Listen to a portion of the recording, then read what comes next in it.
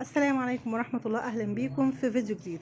النهاردة معانا ركنة صغننة كده قطعتين هوريها لكم. طبعا هي هنا متشطبة بس فاضل متشطبة تنجيد كجسم يعني الركنة لكن الشلت بتاعتها اللي هي المتحركة لسه السفنج بتاعها بيتفصل، وهيتفصل كمان الكسوة بتاعتها والكوشن والكلام دوت. لكن هي كجسم الركنة هو متشطب زي ما انتم شايفين. دي الرجول بتاعتها لسه هتدهن، والقطعة الأولانية اهي، ودي القطعة التانية زي ما انتم شايفين. ده الجزء بتاع الشازلونج، الظهر فيه ما بيبقاش كامل كده، بيبقى الجزء دوت فاضي كده زي ما انتم شايفين. تمام.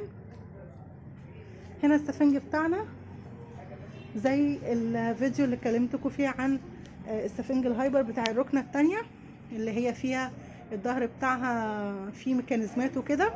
ده برضو نفس الكلام. هيبقى السفنج بتاع الركنة دي هايبر، هو السفنج الطري جدا. وزي ما قلت لكم السفنج ده بيبقى ليه ناس بتفضله لانه بيبقى طري ومريح جدا في القعده بتاعته. في ناس تانية اللي هي بتحب الحاجات تبقى ناشفه شويه زي السفنج ال 45 السوفت ده. لو شافوا السفنج ده واستعملوه ممكن يقولوا ده السفنج بايظ او السفنج هابط او الكلام دوت، لكن السفنج ده ما يفهمهوش غير الناس اللي بتحبه وبتحب القعده تحت منها تبقى طريه جدا، تبقى فاهمه معناه. تمام. ان شاء الله الركنه لما تتفنش الشلت بتاعتها والكوشن والكلام دوت لما تخلص هوريها لكم في الفينش الاخير واصورها لكم وتشوفوا شكلها.